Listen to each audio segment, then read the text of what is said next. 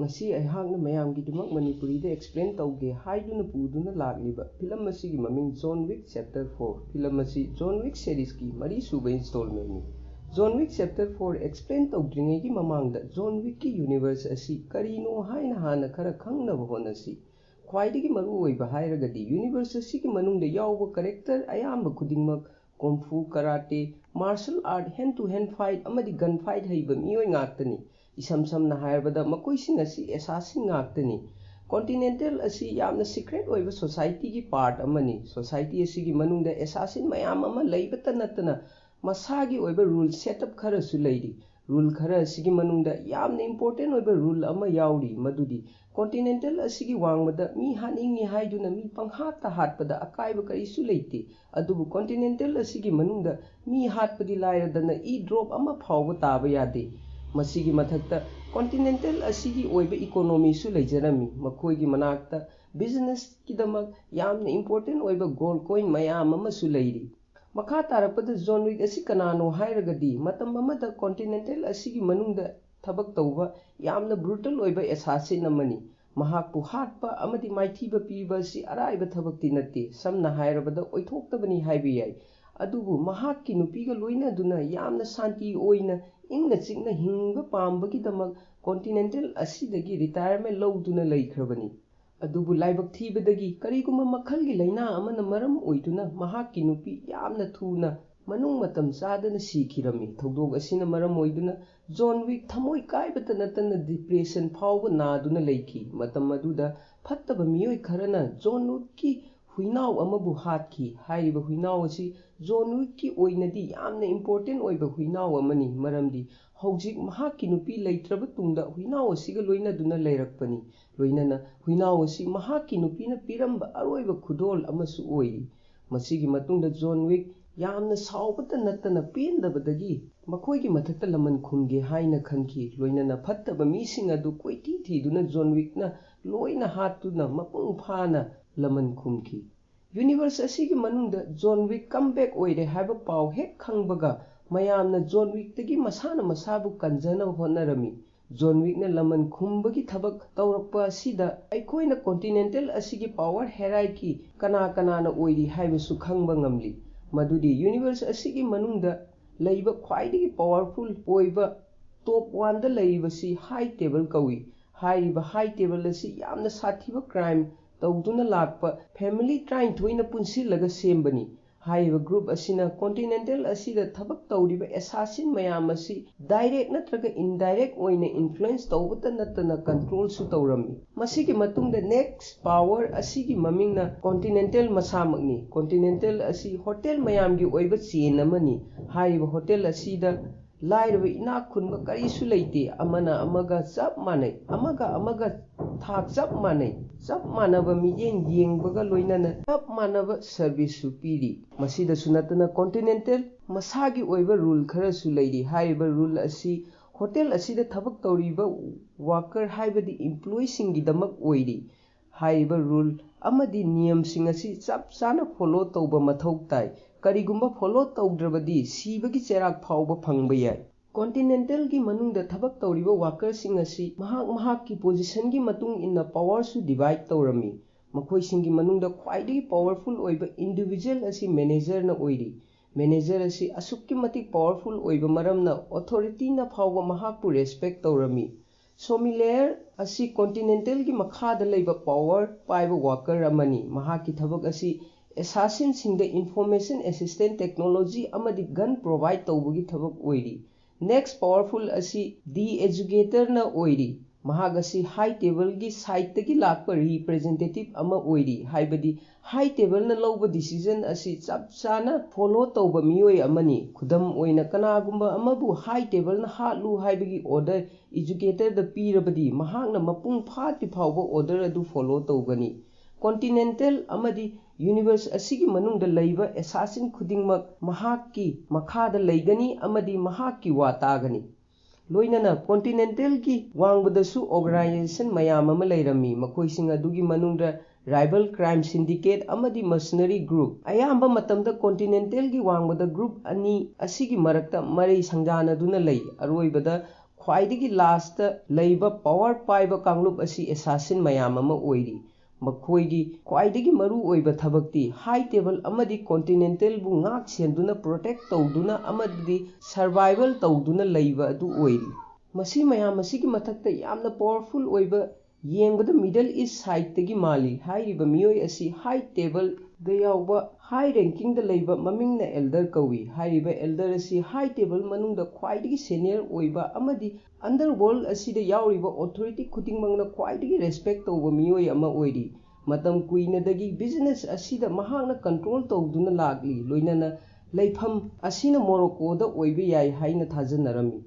Elder असी यामना powerful ओइबा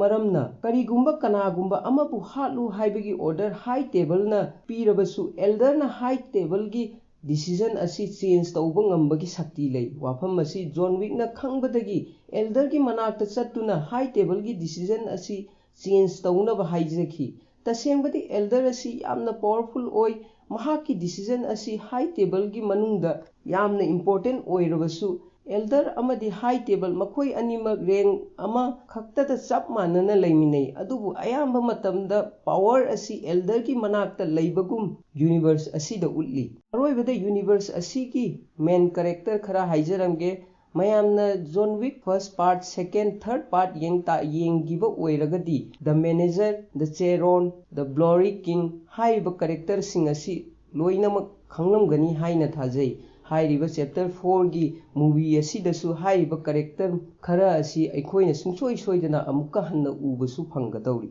John Wick chapter 4 की एक्सप्लेनेशन होगनबा होतनजरगे फिल्म असिगी हौरकपदा अंडरग्राउंड अमगी मनुंगदा जॉन विक कनागुंबा अमगी मथक्ता लमन खुमगे हाइना ट्रेनिंग तौदुना लैबा अखोइना उबा फंगली तसेंबदी महागना हौजिक लमन खुमगे हाइना खल्लिबसी हाई टेबल की मथक्तनी जॉन विक मफम असीदा कनानसु थीबा ngamdanabagidamag ब्लाउरी किंग न लोसिंदुना थंबनी ब्लाउरी किंग असी कनानो हाइरगदी महाग असी अंडरग्राउंड ग्रुप की इंटेलिजेंट नेटवर्क लीडर अमनी हाइरिबा ऑर्गेनाइजेशन असी कॉन्टिनेंटल की वांगबदा लैबा ऑर्गेनाइजेशन अमनी लोइनना जॉन विक की दमक महागना मतेंग पांगनी मरमदी द एजुकेटर न महाकु जॉन विक की मतेंग पांगी हाइबगी दमक थांगना तरेकलक लेनखी नुमित अदुदगी हाई टेबल असी महाकी येकनबा अमा ओइना लौदुना लाखिबनी ngaihak leiraga nokpagi maithongga loinaduna John Wick ki manakta changlakduna anouba suit ama pirami loinana nang ready oirabra haina John Wick ta hanglami John Wick na ai ready oire haina Blaury King da paukum pirami next sin da matam kharagi tungda मरभूमि अमदा elder की guard अहुम संगोल तोंगदुना मसा हिंजनबा चेलमी मरमदी जॉन विक ना गार्ड सिंग अदुगी मनिंगदा लेपा लैतना कन्ना तानरकली अरोइबदा गार्ड अहुम अदु जॉन विक ना अममम ओइना यामना लाइना हालमी लोइनना मसिगी मतुंगदा जॉन विक एल्डर की मनाक्ता लाक्तुना एल्डर बु उनरमी एल्डर असी हाई टेबल दगी हेन्ना वांगबा पोजीशन दा लै लोइनना जॉन विक ना हाई टेबल की मथक्ता लमन खुंबा पामी हाइबा एल्डर न खंगलमी जॉन विक न मफम अदुदा एल्डर की ममांगदा खुरु कुंदुना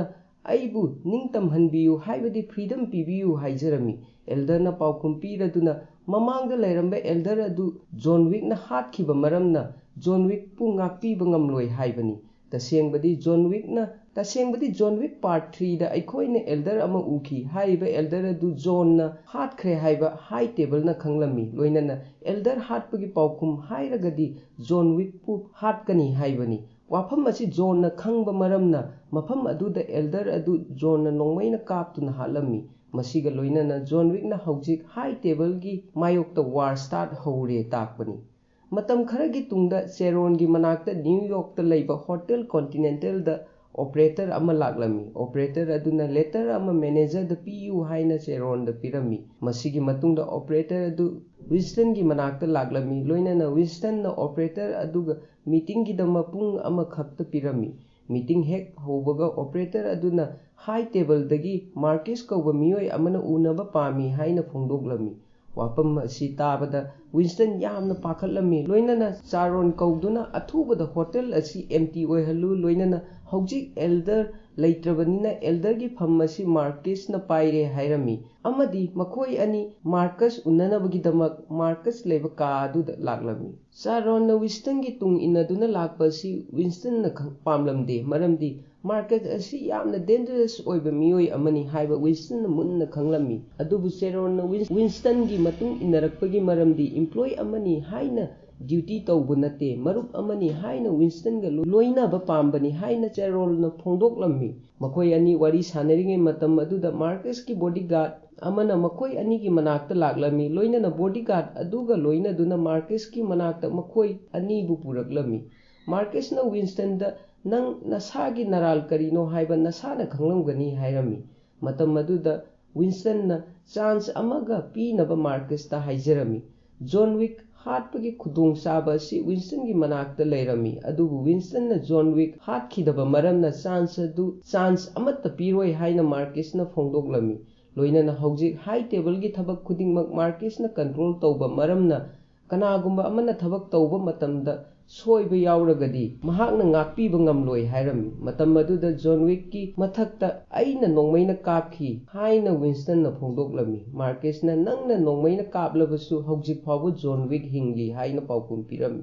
tanja asida charona John Wick nongmaina panba matam aduda John Wick asi hotel gi mapanda lei maram aduna thodok asi hotel manungda thokpa nattabanina aikhoi gi responsibility natte haina Marcus ta phongdoklami charon gi paukum piba oina Marcus na mafam asida aina laklibasi John gi maram gi damak lakpa natte Winston gi makutta John Hart pa yabagi khudong chaba leikhi adubu Winston na John Hart khidaba maramna mafam asida Winston bu dandi piba lakpani haina phongdokpaga Marcus na hotel Continental da yenglami ngasai pi khiba pung amagi matam adu hek loibaga hotel Continental adu bom na machet ta na thugairami masigi matungda Marcus Winston ki mathakta nongmaina namduna ngasi dagi nang high table gi thabak khuding maktagi thadatlabani hek haiba Winston ki manakta leptuna leiba charon bu nongmaina kaptuna halami charol gi asiba hakchang asi ubada Winston thawai yamna nungairamde loinana Marcus na magi bodyguard ta हौजिक केन उनरुसी हायरमलगा मखोय अनि मफम अदुदगी चटखिरमी अमरोमदा Paris ता लैबा Eiffel tower की मनाक्ता ममित तांगबा केन कौबा assassin अमबु अखोइना उबा फंगली मफम अदुदा केन की मचा नुपी मिया violent खोंदुना मफम अदुदा Lakpa tourist सिंगबु entertain तौरमी लोइनाना केन ना मचा नुपी सेनादुना मफम अदुदा Laramie ngaihaak leiraga ken Marcus ki manakta Marcus bu unaba laklami loinana Marcus nasu ken gidamak anauba mission ama sinaba pamli adubu ken na nokfet tawduna ai thabaktagi pothare haina Marcus ta phongdoklami matam maduda Marcus na paper ama ken da ulami loinana nang high table gi makha da thabak tawba yamna brutal oiba assassin amani karigumba nangna manung matam chadana retirement lawrabadi nangi akoibada leiba relative singi mathakta खुदोंग थीबा मयाम अमा लाकनी हाइना किहनबगा लोइनाना केनदा हाइरमी हौजिक केनगी अनौबा mission नसी John Wick ओइरे मतांग असिदा Marquez ना केनदा John अमदि नंग यामना Luna तिनबा मरुप अमनी हाइबा आई खंगी करिगुम्बा नंगना John Wick असि हात्रबदी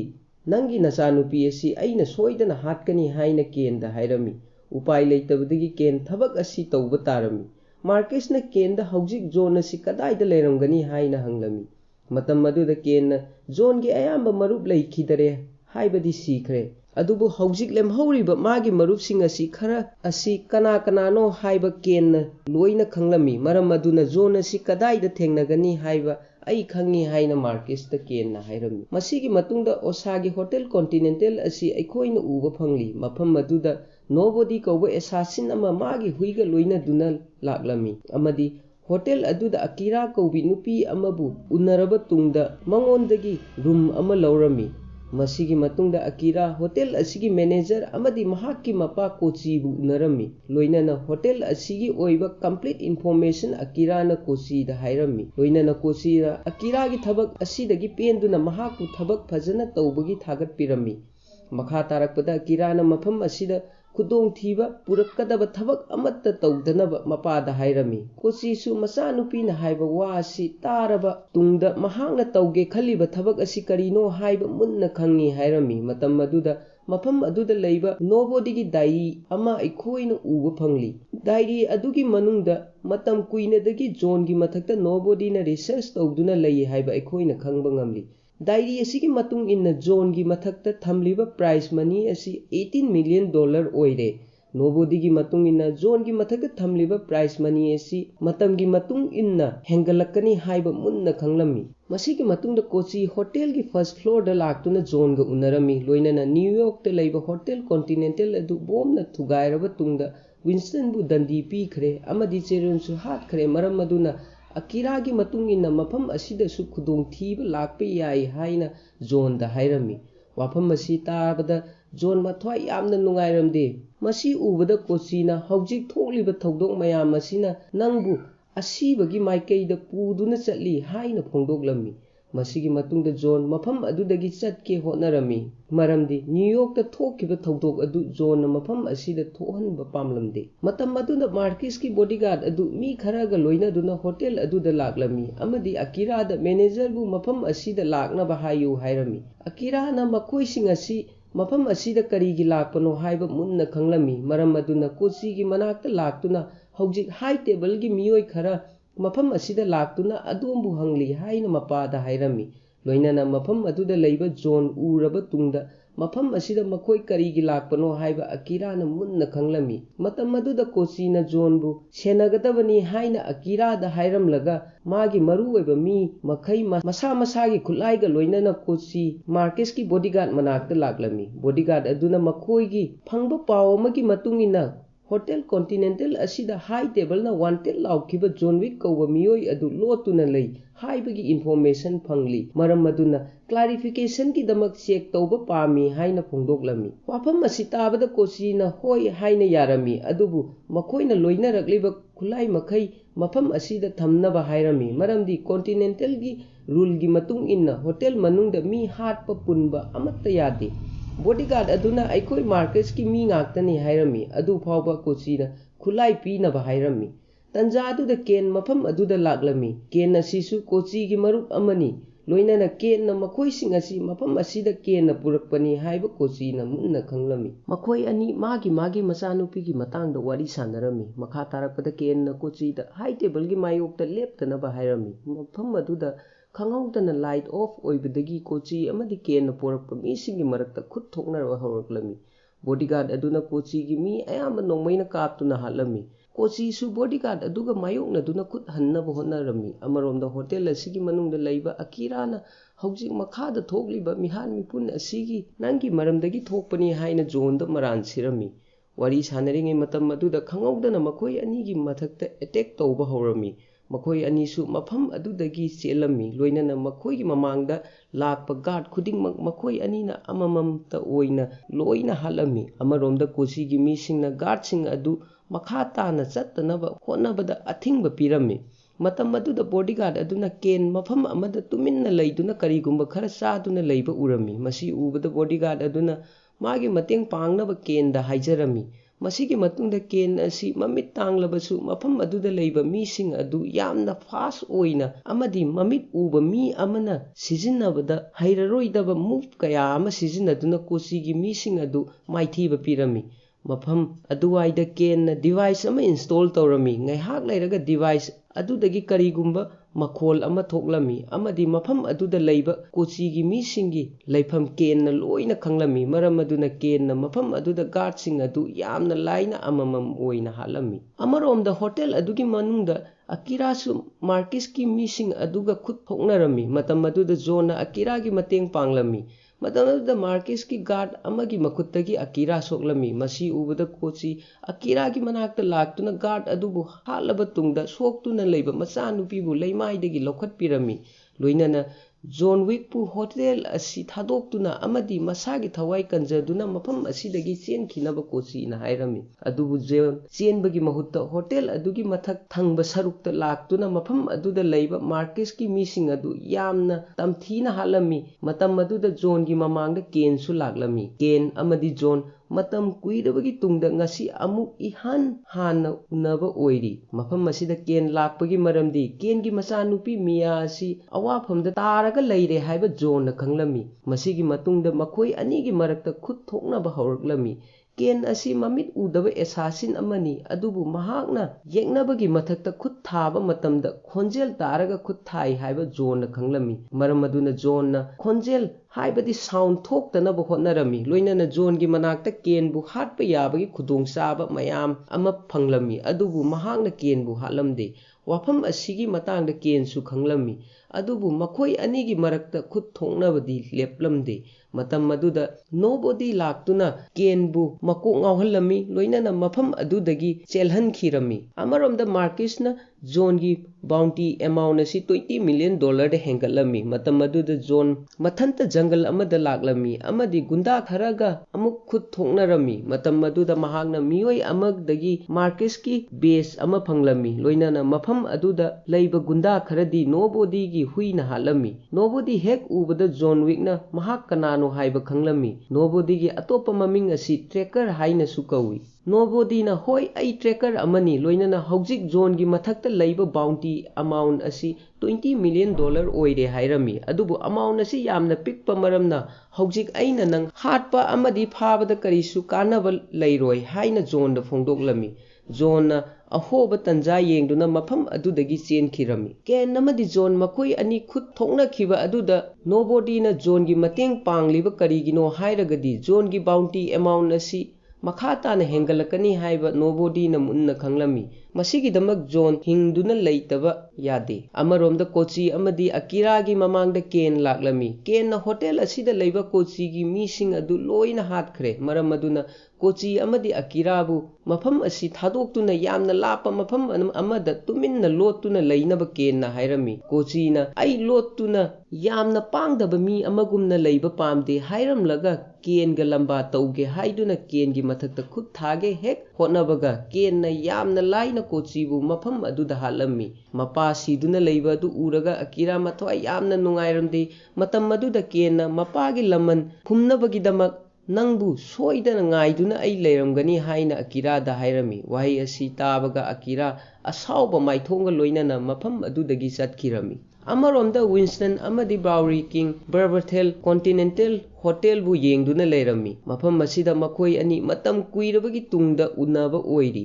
ꯍꯧꯖꯤꯛ ꯃꯈꯣꯏ ꯑꯅꯤꯃꯛ ꯍꯥꯏ ꯇꯦꯕꯜꯒꯤ ꯃꯊꯛꯇ ꯂꯃꯟ ꯈꯨꯝꯕ ꯄꯥꯝꯂꯤ꯫ ꯃꯐꯝ ꯑꯗꯨꯗ ꯖꯣꯟꯕꯨ ꯋꯤꯟꯁꯇꯟꯅ ꯅꯣꯡꯃꯩꯅ ꯀꯥꯞꯇꯨꯅ ꯗꯣꯂꯥꯟ ꯃꯊꯛꯇꯒꯤ ꯂꯪꯊꯈꯤꯕꯅꯤ ꯍꯥꯏꯅ ꯕꯥꯎꯔꯤꯅ ꯍꯥꯏꯔꯝꯃꯤ꯫ ꯃꯇꯝ ꯑꯗꯨꯗ ꯋꯤꯟꯁꯇꯟꯅ ꯇꯟꯖꯥ ꯑꯗꯨꯗ ꯖꯣꯟꯒꯤ ꯑꯣꯏꯅ ꯃꯗꯨ ꯌꯥꯝꯅ ꯏꯝꯄꯣꯔꯇꯦꯟ ꯑꯣꯏꯕ ꯊꯕꯛ ꯑꯃꯅꯤ ꯍꯥꯏꯅ ꯐꯣꯡꯗꯣꯛꯈꯤ꯫ ꯅꯦꯛꯁ ꯁꯤꯟꯗ ꯅꯣꯕꯣꯗꯤꯅ ꯃꯥꯔꯀꯤꯁꯄꯨ ꯎꯅꯔꯝꯃꯤ, ꯂꯣꯏꯅꯅ ꯅꯣꯕꯣꯗꯤꯅ ꯖꯣꯟ ꯑꯁꯤ ꯑꯩꯅ ꯌꯥꯝꯅ ꯂꯥꯏꯅ ꯍꯥꯠꯄ ꯉꯝꯒꯅꯤ, ꯑꯗꯨꯕꯨ ꯆꯞ ꯆꯥꯕ ꯃꯃꯜ ꯄꯥꯝꯃꯤ ꯍꯥꯏꯅ ꯃꯥꯔꯀꯤꯁꯇ ꯐꯣꯡꯗꯣꯛꯂꯝꯃꯤ꯫ ꯃꯥꯔꯀꯤꯁꯅ ꯅꯣꯕꯣꯗꯤꯗ ꯅꯪꯅ ꯄꯥꯝꯂꯤꯕ ꯃꯃꯜ ꯑꯁꯤ ꯀꯌꯥꯅꯣ ꯍꯥꯏꯅ ꯍꯪꯂꯝꯃꯤ꯫ ꯃꯇꯝ ꯑꯗꯨꯗ ꯅꯣꯕꯣꯗꯤꯅ $25 ꯃꯤꯂꯤꯌꯟ ꯄꯥꯝꯃꯤ ꯍꯥꯏꯅ ꯐꯣꯡꯗꯣꯛꯂꯝꯃꯤ꯫ ꯋꯥꯐꯝ ꯑꯁꯤ ꯇꯥꯕꯗ ꯃꯥꯔꯀꯤꯁ ꯌꯥꯝꯅ ꯀꯟꯅ ꯅꯣꯛꯂꯝꯃꯤ, ꯂꯣꯏꯅꯅ ꯅꯣꯕꯣꯗꯤꯒꯤ ꯃꯈꯨꯠꯇ ꯊꯥꯡꯅ ꯊꯤꯜꯂꯕ ꯇꯨꯡꯗ ꯅꯪꯅ ꯊꯥꯖꯧ ꯍꯥꯏꯔꯒꯗꯤ ꯅꯁꯥꯅ ꯅꯁꯥꯒꯤ ꯅꯈꯨꯠ ꯑꯁꯤ ꯀꯛꯊꯠꯂꯨ ꯍꯥꯏ ꯃꯥꯔꯀꯤꯁꯅ ꯍꯥꯏꯔꯝꯃꯤ꯫ ꯃꯇꯨꯡ ꯇꯥꯔꯛꯄꯗ ꯅꯣꯕꯣꯗꯤꯅ ꯃꯥꯒꯤ ꯃꯈꯨꯠ ꯑꯗꯨ ꯊꯥꯡꯅ ꯀꯛꯂꯝꯗꯦ, ꯑꯗꯨꯕꯨ ꯃꯨꯠꯂꯔꯣꯏꯗꯕ ꯗꯥꯛꯐꯝ ꯑꯃ ꯃꯥꯒꯤ ꯃꯈꯨꯠꯇ ꯍꯛꯂꯝꯃꯤ꯫ ꯂꯣꯏꯅꯅ ꯖꯣꯟ ꯋꯤꯛ ꯍꯥꯠꯂꯕꯗꯤ $25 ꯃꯤꯂꯤꯌꯟ ꯄꯤꯒꯅꯤ ꯍꯥꯏꯅ ꯃꯥꯔꯀꯤꯁ ꯑꯃꯗꯤ ꯅꯣꯕꯣꯗꯤ ꯃꯈꯣꯏ ꯑꯅꯤꯒꯤ ꯃꯔꯛꯇ ꯗꯤꯜ ꯑꯃ ꯇꯧꯔꯝꯃꯤ꯫ ꯑꯃꯔꯣꯝꯗ ꯖꯣꯟ ꯋꯤꯛ ꯅ꯭ꯌꯨ ꯌꯣꯔꯛꯇ ꯂꯥꯛꯂꯝꯃꯤ ꯑꯃꯗꯤ ꯋꯤꯟꯁꯇꯟꯒ ꯎꯅꯔꯝꯃꯤ꯫ ꯃꯈꯣꯏ ꯑꯅꯤ ꯋꯥꯔꯤ ꯁꯥꯅꯗꯨꯅ ꯆꯦꯔꯣꯟ ꯁꯤꯈꯤꯕꯒꯤ ꯅꯨꯡꯉꯥꯏꯇꯕ ꯐꯣꯡꯗꯣꯛꯂꯝꯃꯤ꯫ ꯃꯇꯝ ꯑꯗꯨꯗ ꯖꯣꯟꯅ ꯋꯤꯟꯁꯇꯟꯗ ꯃꯥꯔꯀꯤꯁꯀꯤ ꯕꯦꯖ ꯑꯗꯨ ꯎꯠꯂꯝꯃꯤ꯫ ꯋꯤꯟꯁꯇꯟꯅ ꯕꯦꯖ ꯑꯗꯨ ꯍꯦꯛ ꯎꯕꯒ ꯍꯧꯖꯤꯛ ꯍꯥꯏ ꯇꯦꯕꯜ ꯑꯁꯤ ꯃꯥꯔꯀꯤꯁꯅ ꯐꯨꯜ ꯀꯟꯇ꯭ꯔꯣꯜ ꯇꯧꯗꯨꯅ ꯂꯩꯔꯦ ꯑꯃꯗꯤ ꯅꯪꯕꯨ ꯍꯥꯠꯅꯕ ꯀꯟꯅ ꯍꯣꯠꯅꯔꯤꯕꯅꯤ꯫ ꯃꯈꯥ ꯇꯥꯅ ꯋꯤꯟꯁꯇꯟꯅ ꯃꯥꯔꯀꯤꯁ ꯑꯁꯤ ꯍꯧꯖꯤꯛ ꯄꯦꯔꯤꯁꯇ ꯂꯩꯔꯝꯒꯅꯤ ꯍꯥꯏꯅ ꯖꯣꯟꯗ ꯍꯥꯏꯔꯝꯃꯤ꯫ ꯃꯥꯔꯀꯤꯁ ꯑꯁꯤ ꯄꯦꯔꯤꯁꯇ ꯂꯩ ꯍꯥꯏꯕ ꯍꯦꯛ ꯈꯪꯕꯒ ꯖꯣꯟ ꯄꯦꯔꯤꯁ ꯇꯝꯅ ꯆꯠꯇꯨꯅ ꯃꯥꯔꯀꯤꯁꯄꯨ ꯍꯥꯠꯀꯦ ꯍꯥꯏꯅ ꯈꯜꯂꯝꯃꯤ꯫ ꯃꯇꯝ ꯑꯗꯨꯗ ꯋꯤꯟꯁꯇꯟꯅ ꯖꯣꯟꯗ ꯀꯔꯤꯒꯨꯝꯕ ꯅꯪꯅ ꯃꯥꯔꯀꯤꯁꯀꯤ ꯃꯅꯥꯛꯇ ꯆꯠꯇꯨꯅ ꯃꯍꯥꯛꯄꯨ ꯍꯥꯠꯀꯦ ꯍꯣꯠꯅꯔꯕꯗꯤ ꯃꯤ ꯀꯌꯥ ꯑꯃ ꯃꯥꯔꯀꯤꯁꯀꯤ ꯃꯃꯥꯡꯗ ꯂꯦꯞꯇꯨꯅ ꯂꯩꯕ ꯊꯦꯡꯅꯒꯅꯤ, ꯅꯪꯅ ꯃꯈꯣꯏꯁꯤꯡ ꯑꯗꯨꯁꯨ ꯍꯥꯠꯇꯕ ꯌꯥꯔꯣꯏ꯫ ꯑꯗꯨꯒꯤ ꯁꯔꯨꯛꯄꯨꯗꯤ ꯅꯪꯅ ꯗꯥꯏꯔꯦꯛ ꯑꯣꯏꯅ ꯃꯥꯔꯀꯤꯁꯄꯨ ꯆꯦꯂꯦꯟꯖ ꯇꯧ꯫ ꯀꯔꯤꯒꯨꯝꯕ ꯅꯪꯅ ꯃꯥꯔꯀꯤꯁꯄꯨ ꯃꯥꯏꯊꯤꯕ ꯄꯤꯔꯕꯗꯤ ꯍꯥꯏ ꯇꯦꯕꯜꯗꯒꯤ ꯅꯪꯒꯤ ꯐ꯭रीꯗꯝ ꯅꯤꯕ ꯌꯥꯒꯅꯤ ꯍꯥꯏꯔꯝꯃꯤ꯫ ꯖꯣꯟꯅ ꯃꯥꯔꯀꯤꯁꯄꯨ ꯆꯦꯂꯦꯟꯖ ꯇꯧꯅꯕꯒꯤꯗꯃꯛ ꯍꯥꯟꯅꯒꯤ ꯃꯥꯒꯤ ꯐꯦꯃꯤꯂꯤꯗ ꯑꯃꯨꯛ ꯄꯨꯟꯁꯤꯟꯗꯕ ꯌꯥꯔꯣꯏ, ꯑꯗꯨꯕꯨ ꯃꯥꯒꯤ ꯐꯦꯃꯤꯂꯤ ꯔꯣꯃꯥꯗꯤ ꯃꯇꯝ ꯀꯌꯥꯒꯤ ꯃꯃꯥꯡꯗꯒꯤ ꯃꯍꯥꯛꯀ ꯀꯥꯏꯅꯈ꯭ꯔꯕꯅꯤ꯫ ꯋꯤꯟꯁꯇꯟꯅ ꯑꯗꯨ ꯑꯣꯏꯔꯁꯨ ꯑꯃꯨꯛ ꯍꯟꯅ ꯄꯨꯟꯁꯤꯟꯅꯕ ꯍꯣꯠꯅꯧ ꯍꯥꯏꯔꯝꯃꯤ꯫ ꯋꯥꯍꯩ ꯑꯁꯤ ꯇꯥꯕꯗ ꯖꯣꯟꯅ ꯑꯩꯅ ꯊꯕꯛ ꯑꯁꯤ ꯇꯧꯕꯗ नंगी कानब करी लेबगे हाइना विंस्टन दा हंगलमी विंस्टन ना आइगी रिवेंज फंगनी हाइरमी विंस्टन की थमोइना पामलिबा असि सुमनतगी चैरोन हाटखिबगी लमन खुंबा पामबनी मसीगी मतुंगदा जोन चर्च अमदा लागलमी लोइनना फादर अदुदा जोन महाकी फैमिली गा उन्नबा पामी हाइना फोंदोकलमी मतम अदुदा फादर अदुना जोन की मथक्ता नोंमैना कापलमी लोइनना मफम अदुदा लैबा मीसिंग अदुना जोन बु पुनसिलमी ngaihak lairaga जोन की ममांगदा मागी स्टेप सिस्टर कार्टिया लागलमी मतम अदुदा जोन ना आई फैमिली गा अमुक हन्ना पुनसिन पामी हाइना फोंदोकलमी कार्टिया ना यामना साउदुना अइखोई नंगोंदगी लापना तोंगाना लई हाइबसी पुंसी चुप्पगी ओइना काउबा याररोइदबा वाफम अमनी हाइरमी जोन की मरमदगी हाई टेबल ना मखोइबु तांथोकपिरे लोइनना जोन की मरमदगी मियोइ कया अमसु सीरे वाफम असी ताबदा जोन थवाई यामना नुंगाइरमदे अदुबु महाकना मागी फैमिली गा अमुक पुनसिननबा होटनबदा तौबा याबा थबक खुदिंगमक लोइना तौगनी अमदी हाई टेबल की मायोक्ता चैलेंज तौबा पामबनी हाइना कार्टिया दा हाइरमी वाफम असी ताबगा कार्टियाना करीगुंबा जोन अतोपा माफिया की फैमिली की किलाबु हालबदी महाकपु अमुक हन्ना फैमिली दा रिजॉइन तौबा यागनी मरमदी किला हाइरिबा माफिया असिना कार्टिया की मपाबु यामना तमथीना हात पीखी वाफम असी जोन यारमी लोइनना कार्टियाना मागी मी अमदा जोनबु किलागी मना यौना पुनबा हाइरमी हाइरिबा मियोय असिना जोनबु किलागी मनाक्ता पुरकलमी किला हाइरिबसी अतै कनासु नते स्कोट ओइरमी कार्टियागी मियोय असिना जोनबु किलादा सिनरमलगा मफम अदुदगी चतखिरमी जोन उबदा किला नोक्तुना महाकी मथक्ता थंबा यामलबा बाउंटी अदुगी मतांगदा जोनदा हाइरमी लोइनना जोनबु मागा गेम अमा साननबा हाइरमी तंजादुदा केन मफम अदुदा लागलमी मार्केसना माबु मफम असिदा थारकपनी नोबोडीसु मफम असिदा लागलमी मसाना मसाबु जोन की फैन अमनी हाइना फोंदोखरबनी तंजा असिदा किला अमुक्का हन्ना नोक्तुना मफम असिदा लैरिबा मी खुदिंगमकना नंगबु हाटपा पामली हाइना करेमना दुना जोन दा हाइरमी जोन ना चिंगनबा लैतना आई मफम असिदा लागलिबासी नंगबु हाटके लागपनी हाइना किला दा हाइरमी किला ना नोक्तुना मफम अदुदा लैबा खुदिंगमकता गेम साननबा हाइरमी गेम असि कार्ड की गेम नी जोन खुदोंग चाबा लौदुना कार्ड अमना किलागी ngaksamda लेलमी मसिगा लोइनना मफम असिदा खुद थोकनबा हौरकलमी केन अमदी नोबोडीना किलागी मिसिंगबु हाटपा हौरकलमी लोइनना जोनबु किलागी तुंग इननबा हाइरमी जोनसु किलागी मतुंग इनबा हौरमी ngaihak lairaga मखोई अनि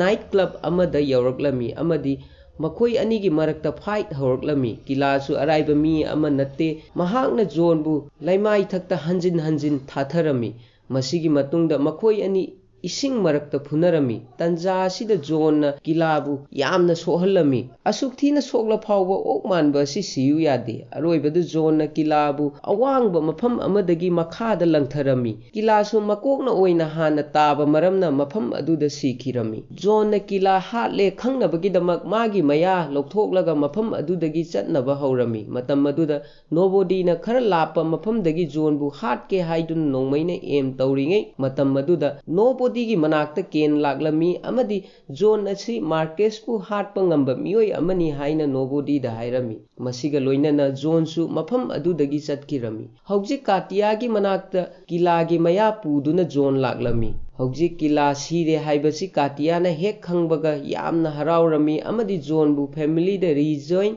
तौबगी प्रोसेस अदु कार्टिया याउना मखोई अनि मसाना मसागी मकुत्ता फैमिली की सिंबल हक्तुना जोन अमुक हन्ना फैमिली दा तरामना ओगलमी हौजिक जोन असि माफिया फैमिली की मेंबर अमा ओइबा मरमना विंस्टन मार्केस की मनाक्ता लागतुना जोन दुएल फाइट की चैलेंज पामी हाइना फोंदोकलमी लोइनना हौजिक जोन असि महाकी फैमिली का अमुक रिजॉइन ओइरे हाइबा वाफमसु हाइरमी हौजिक मार्केस की मनाक्ता जोन गा दुएल फाइट तौबा नतना लंबी अमत्ता लैरमदे वाफम असि हेक खंगबगा मार्केस कीबना थक थक निंगलमी मरमदी जोन असि कनानो हाइबा मार्केसना मुन्ना खंगलमी उपाय लेतबदगी मार्केसना जोनदा फाइट तौबा मतमदा हाई टेबल की नियम मतुंग इन्ना फाइट तौबा पामी हाइना विंस्टन दा फोंदोकलमी विंस्टन सु वाफम असि यारमी विंस्टन ना करीगुंबा जोन ना माई पाकलबदी मागी होटल असि अमुक हन्ना सेमजिनगदबनी हाइना मार्केस दा हाइरमी मार्केस सु वाफम असि यारमी मथंगी नुमिता मखोइसिंग असि हाई टेबल की ख्वाइदगी वांगबा थाकता लैबा ऑपरेटर यावना मखोई लोइना उनरमी ऑपरेटर असिगी ममिंग हार्बिंगर कौई ऑपरेटर असिगी मतुंग इन्ना चन्नगदब नियम असि कार्ड यावरिबा नंबर असि सेलेक्ट तौबगी मखा पोली ख्वाइदगी अचौबा सेलेक्ट तौबा मियोई अदुगी रूल अदु ओइना चन्नगनी हौजिक मखोई अनीना तौगदरिबा फाइट असि सेक्री शो कौबा मफम अमदा अहानबा नुमित थोगलकपगा फाइट असि हौगदौरी मफम असिदा मार्केसना महाकी महुत्ता केनना ओइना फाइट तौनबा सेलेक्ट तौरमी हौजिक हाइरिबा मफम असिदा नुमित थोक्ट्रिङै ममांगदा यौना चटपा ngamdrabadi miyoi adu hatokani haina operator aduna makhoi anida hairami amaromda zone mai paklabadi Winston na magi hotel aduga zone magi freedom soidana phangani adubu Marcus na pambadi zone bu hatpa khaktani maram aduna Marcus na zone da nang kaidongnungda nungaina leiba amadi hingba ngamloi matam pumba oina matam pumbagi oina nang killer amagumna adumak leigani hairami wahi asi hek tabaga zona hojik aina hatka doriba si nangni hairamlaga Winston ga loina duna mafam adudagi chatkirami makha tarakpada zone amadi ken church amada laklami loina na haukiba matamda makhoi anigi marakta thokkiba thodoksinga adu ningsingduna wari sanarami ken na matam pumbagi oina magi machanupibu sep oiba mafam amada thamba pami haina zone da hairami zone su hojik makha taba punsi asi yamna santi oina hingba pami haina ken da hairami ngai hak leiraga railway station amagi manakta zone laktuna Bowery amadi Winston bu unarami Bowery na all the best haina zone da haibaga loina na anoba dress amaga loina na nongmai amasu zone da pirami nongmai asi zone na yamna pamjaba nongmai adu oiri amaromda bodyguard CD na Marcus da zone bu maithiba piba si araiba thabakti natte hairami wai asi tabada karisu chingnadana Marcus na madugi damak zone asi fight tawgadoriba mafam aduda hana yorokpa mathau tagani hairami haibadi matang asida Marcus na karigumba plan ama zone gi damak tawraga leire haiba CD na khanglami makha tarakpada hojik zone gi mathakta $26 million gi bounty lauthoklami bounty asigi matung ina zone hatrabasu karisu kaide adubu nongandri phawba zone bu thinglaga haibadi mafam amadagi lenghandana thamgadabani wafam asi city asida leiba assassin khudingmakna tanaba radio da lauthoklami loinana zone masamaksu pawasi radio gi matengdagi tarami hojik zone city manungda lakpa haurami matam maduda assassin kharana zone gi mathakta khut thaba hauраklami adubu zone makoi sing adu maithiba piduna makhata na magi panthung yauna chaklami hojik Paris ki city mayai asida lepa leitana zone gi mathakta attack tawrami zone su lepa leitana gunda mayam adu puthabada natana yamna tamthina phawba hatlami adubu loiba khamba nairamdi hojik phawba zone week asi kanamatana control tawba ngamdri haiba Marcus na khanglami matam maduda nobody na zone hatpagi senfam asi 40 million oiragadi thabak asi ai tawge haina Marcus ta phone tawduna hairami upai leitabadagi nobody gi wafam asi Marcus na yarami loinana hojik zone gi mathakta thamliba bounty asi 40 million oire haina market ta lauthoklami ngai hak leiraga nobody zone gi mamangda lakadaba gunda sing adu loina hatlaba tungda zone tamna laklami matam maduda zone di yum amagi manungda gunda mayam ama loina tumna halami hojik mafam aduda lemhauriba hairagadi zone amadi nobody khakta ngaire maram aduna makoi anigi marakta khut thoknaba hauраklami tanja aduda chidi makoi anigi manakta laklami adubu nobody gi hui aduna chidi bu changdanaba thinglami matam maduda saubadagi chidi na hui adubu nongmaina kaptuna hatke hotnarami tanja aduda zone na chidi bu nongmaina kaptuna hui adugi thawai kanbirami thodok asi nobody na urami maram aduna zone gi mathakta nobody na khut tharamde ahoba tanja yengduna zone mafam adudagi chenkhirami hojik zone na chatkadoriba mafam asi yaunabagi-damak matik chaba matam mahakki manakta leiramdare adubu mafam adu yauna chatnabagi-damak zone siri mathakta kakhatpa hauраklami tanja aduda gunda mayam ama laktuna zone gi mathakta khut thaba haurami zone su makoising adubu phuna magi panthung yauna chatnaba hotnarami yamna wana zone mathak yauraklami adubu mahakna mathak hek yaurappaga chidi thengnarami amadi chidi na mahakpu khongpak kauduna makhada kautharaklami ꯖꯣꯟꯅ ꯂꯩꯃꯥꯏꯗ ꯇꯥꯗꯨꯅ ꯂꯩꯔꯤꯉꯩ ꯃꯇꯝꯗ ꯀꯦꯟ ꯃꯥꯒꯤ ꯃꯅꯥꯛꯇ ꯂꯥꯛꯂꯝꯃꯤ ꯑꯃꯗꯤ ꯃꯐꯝ ꯑꯗꯨ ꯌꯧꯅ ꯆꯠꯄꯗ ꯀꯦꯟꯅ ꯖꯣꯟꯒꯤ ꯃꯇꯦꯡ ꯄꯥꯡꯕ ꯄꯥꯝꯃꯤ ꯍꯥꯏꯅ ꯐꯣꯡꯗꯣꯛꯂꯝꯃꯤ꯫ ꯍꯧꯖꯤꯛ ꯖꯣꯟ ꯑꯃꯗꯤ ꯀꯦꯟ ꯃꯈꯣꯏ ꯑꯅꯤ ꯄꯨꯟꯗꯨꯅ ꯒꯨꯟꯗꯥꯁꯤꯡ ꯑꯗꯨ ꯌꯥꯝꯅ ꯂꯥꯏꯅ ꯐꯨꯊꯔꯝꯃꯤ ꯑꯃꯗꯤ ꯌꯥꯝꯅ ꯌꯥꯡꯅ ꯊꯨꯅ ꯃꯊꯛ ꯌꯧꯔꯛꯂꯝꯃꯤ꯫ ꯇꯟꯖꯥ ꯑꯗꯨꯗ ꯁꯤꯗꯤ ꯖꯣꯟꯒꯤ ꯃꯃꯥꯡꯗ ꯑꯃꯨꯛ ꯂꯦꯞꯇꯨꯅ ꯂꯩꯔꯝꯃꯤ ꯑꯗꯨꯕꯨ ꯅꯣꯕꯣꯗꯤꯅ ꯁꯤꯗꯤꯕꯨ ꯈꯔ ꯂꯥꯞꯄ ꯃꯐꯝꯗꯒꯤ ꯅꯣꯡꯃꯩꯅ ꯀꯥꯞꯇꯨꯅ ꯊꯤꯡꯅꯕ ꯍꯣꯠꯅꯔꯝꯃꯤ꯫ ꯂꯣꯏꯅꯅ ꯀꯦꯟ ꯂꯥꯛꯇꯨꯅ ꯁꯤꯗꯤꯕꯨ ꯁꯣꯛꯍꯜꯂꯝꯃꯤ꯫ ꯇꯟꯖꯥ ꯑꯗꯨꯗ ꯅꯣꯕꯣꯗꯤꯒꯤ ꯍꯨꯏ ꯑꯗꯨ ꯂꯥꯛꯇꯨꯅ ꯁꯤꯗꯤꯒꯤ ꯃꯊꯛꯇ ꯂꯃꯟ ꯈꯨꯝꯕ ꯄꯥꯝꯕꯒꯤ ꯁꯤꯗꯤꯒꯤ ꯄꯣꯠꯇ ꯆꯤꯛꯂꯝꯃꯤ꯫ ꯃꯇꯝ ꯑꯗꯨꯗ ꯅꯣꯕꯣꯗꯤꯅ ꯃꯥꯒꯤ ꯍꯨꯏꯒꯤꯗꯃꯛ ꯁꯤꯗꯤꯕꯨ ꯅꯣꯡꯃꯩꯅ ꯀꯥꯞꯇꯨꯅ ꯍꯥꯠꯂꯝꯃꯤ꯫ ꯍꯧꯖꯤꯛ ꯀꯦꯟ ꯑꯃꯗꯤ ꯖꯣꯟ ꯃꯐꯝ ꯑꯗꯨꯗ ꯌꯧꯔꯛꯂꯝꯃꯤ꯫ ꯍꯥꯟꯅꯗꯒꯤ ꯍꯧꯅ ꯍꯥꯔꯕꯤꯡꯒꯔꯅ ꯃꯐꯝ ꯑꯗꯨꯗ ꯃꯈꯣꯏ ꯑꯅꯤꯕꯨ ꯉꯥꯏꯗꯨꯅ ꯂꯩꯔꯝꯃꯤ꯫ ꯂꯣꯏꯅꯅ ꯅꯨꯃꯤꯠ ꯏꯍꯥꯟ ꯍꯥꯟꯅ ꯍꯦꯛ ꯊꯣꯛꯂꯛꯄꯒ ꯃꯈꯣꯏꯁꯤꯡ ꯑꯗꯨ ꯋꯥꯏꯟ ꯄꯤꯊꯛꯇꯨꯅ ꯐꯥꯏꯠꯀꯤꯗꯃꯛ ꯔꯦꯗꯤ ꯇꯧꯅꯕ ꯍꯥꯏꯔꯝꯃꯤ ꯑꯃꯗꯤ ꯃꯐꯝ ꯑꯗꯨꯗ ꯅꯣꯕꯣꯗꯤꯁꯨ ꯐꯥꯏꯠ ꯑꯗꯨ ꯌꯦꯡꯒꯦ ꯍꯥꯏꯅ ꯂꯥꯛꯂꯝꯃꯤ꯫ ꯃꯈꯥ ꯇꯥꯔꯛꯄꯗ ꯖꯣꯟ ꯑꯃꯗꯤ ꯀꯦꯟꯗ ꯅꯣꯡꯃꯩ ꯑꯃꯃꯝ ꯄꯤꯔꯝꯃꯤ꯫ ꯅꯣꯡꯃꯩ ꯄꯤꯔꯕ ꯇꯨꯡꯗ ꯃꯈꯣꯏ ꯑꯅꯤ ꯈꯔ ꯂꯥꯞꯅ ꯆꯠꯊꯣꯛꯅꯔꯝꯃꯤ꯫ ꯂꯣꯏꯅꯅ ꯃꯥꯔꯀꯁ ꯑꯃꯗꯤ ꯋꯤꯟꯁꯇꯟ ꯂꯥꯛꯇꯨꯅ ꯃꯈꯣꯏ ꯑꯅꯤꯗ ꯅꯣꯡꯃꯩ ꯃꯔꯨ ꯑꯃꯃꯝ ꯄꯤꯔꯝꯃꯤ꯫ ꯍꯧꯖꯤꯛ ꯃꯈꯣꯏ ꯑꯅꯤ ꯑꯍꯥꯟꯕ ꯔꯥꯎꯟ ꯑꯣꯏꯅ ꯅꯣꯡꯃꯩ ꯀꯥꯞꯅꯔꯝꯃꯤ꯫ ꯑꯍꯥꯟꯕ ꯔꯥꯎꯟ ꯑꯁꯤꯗ ꯃꯈꯣꯏ ꯑꯅꯤ ꯈꯔ ꯁꯣꯛꯅꯔꯝꯃꯤ꯫ ꯑꯅꯤꯁꯨꯕ ꯔꯥꯎꯟꯗꯅ ꯃꯈꯣꯏ ꯑꯅꯤ ꯑꯁꯤ ꯈꯔ ꯑꯃꯨꯛ ꯅꯛꯁꯤꯜꯂꯒ ꯅꯣꯡꯃꯩ ꯀꯥꯞꯅꯍꯜꯂꯝꯃꯤ꯫ ꯑꯅꯤꯁꯨꯕ ꯔꯥꯎꯟ ꯑꯁꯤꯗꯅ ꯀꯦꯟꯅ ꯈꯔ ꯍꯦꯟꯅ ꯁꯣꯛꯂꯝꯃꯤ꯫ ꯑꯍꯨꯝꯁꯨꯕ ꯔꯥꯎꯟ ꯑꯁꯤꯗ ꯃꯈꯣꯏ ꯑꯅꯤ ꯑꯃꯨꯛꯀ ꯍꯦꯟꯅ ꯅꯛꯁꯤꯟꯅꯍꯜꯂꯝꯃꯤ ꯑꯃꯗꯤ ꯅꯣꯡꯃꯩ ꯃꯔꯨ ꯂꯧꯔꯕ ꯇꯨꯡꯗ ꯀꯥꯞꯅꯍꯜꯂꯝꯃꯤ꯫ ꯑꯍꯨꯝꯁꯨꯕ ꯔꯥꯎꯟ ꯑꯁꯤꯗꯗꯤ ꯖꯣꯟ ꯈꯔ ꯊꯤꯅ ꯁꯣꯛꯄ ꯃꯔꯝꯅ ꯃꯍꯥꯛꯀꯤ ꯃꯈꯨꯠꯇꯒꯤ ꯅꯣꯡꯃꯩ ꯐꯥꯎꯕ ꯃꯈꯥꯗ ꯇꯥꯈꯤꯔꯝꯃꯤ꯫